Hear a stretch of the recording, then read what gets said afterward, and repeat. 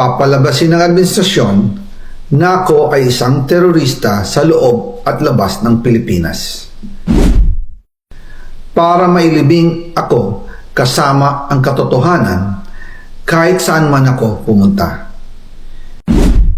Sinabi na agad sa akin ni Speaker Romualdez na kailangan ko makapag-deliver ng 2 billion pesos kada buwan para sa pagdi-deliver ng male-maletang pera patungo sa bahay ni Speaker.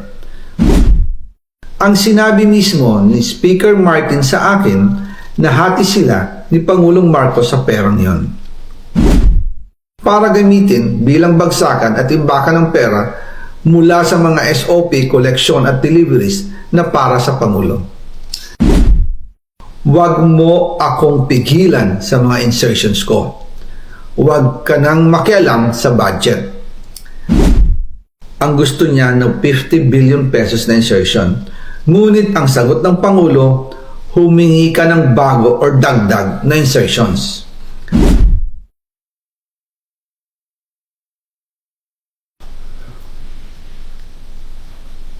Magandang araw po sa inyong lahat.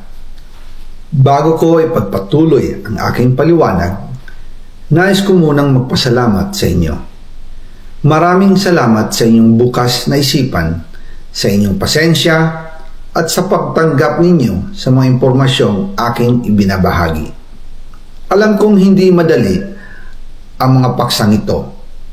Mabibigat at mahirap tanggapin. Hindi po ako makauwi dahil malaki ang banta sa buhay ko. Ngayon naman ay meron kaming natanggap na balita. Papalabasin ng administrasyon na ako ay isang terorista sa loob at labas ng Pilipinas. Para mailibing ako kasama ang katotohanan kahit saan man ako pumunta. Pero mahalagang malaman ng taong bayan ang katotohanan. Muli, taos-puso akong nagpapasalamat sa inyong pakikinig. Una po sa lahat, sinasabi ng ICI at ni Henry Alcantara na 21 billion pesos daw ang napunta sa akin. Hindi po totoo yun. Wala akong natanggap na ganyang halaga.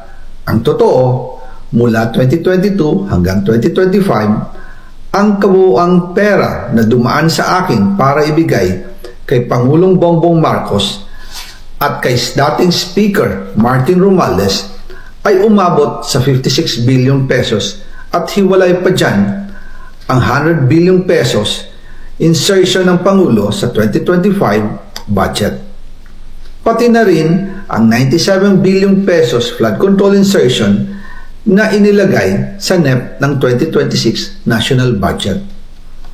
Balikan natin kung paano ito nagsimula.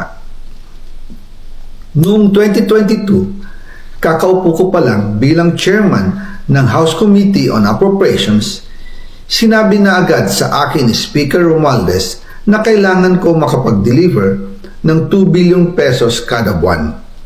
Makalipas ang ilang araw, tumawag sa akin si Yusek Bernardo. Sabi niya, kailangan ng tulong ng Bulacan sa problema nila sa baha. Pinapunta niya sa opisina ko sa Kongreso si DPWH District Engineer Henry Alcantara. Sa naging meeting namin ni Alcantara, siya mismo ang nag-offer kung paano ang hatian sa mga proyekto ng DPWH.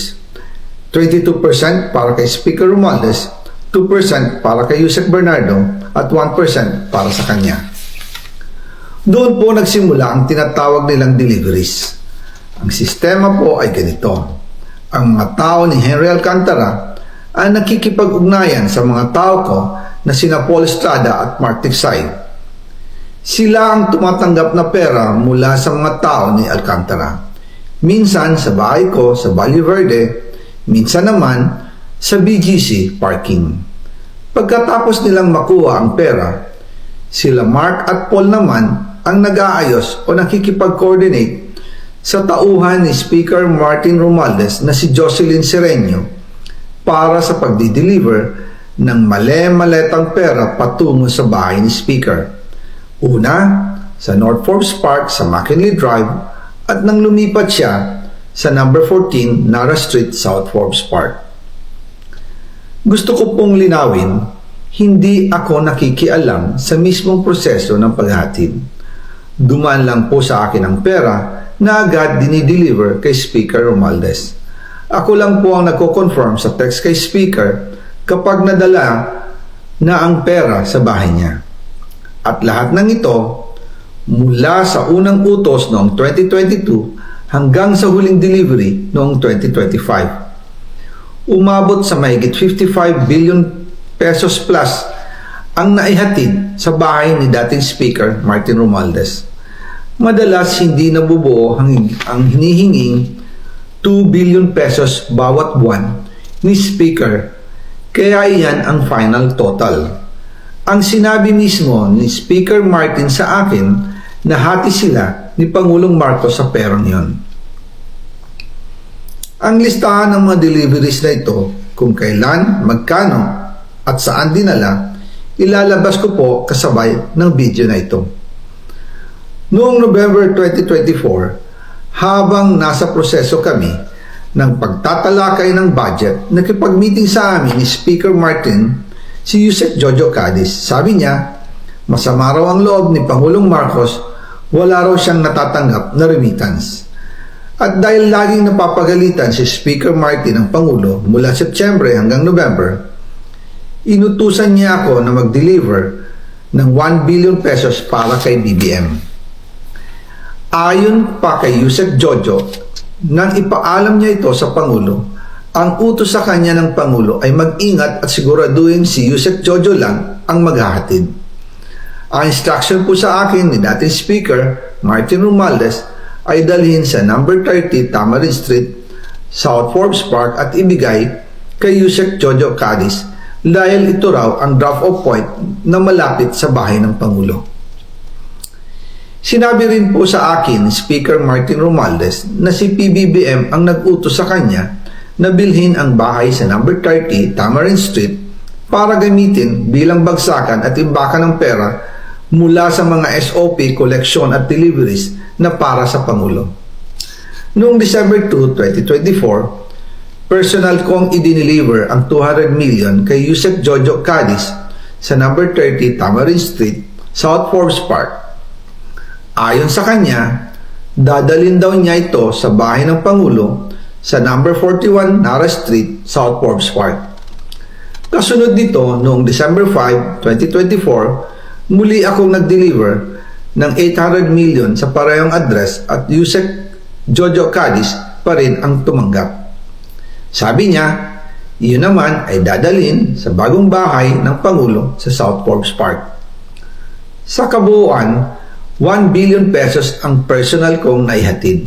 Ako mismo ang nagbigay ng pera, kasama ang aking driver at mga tauhan. At lahat ito ay base sa direktang utos ni Speaker Martin Romualdez.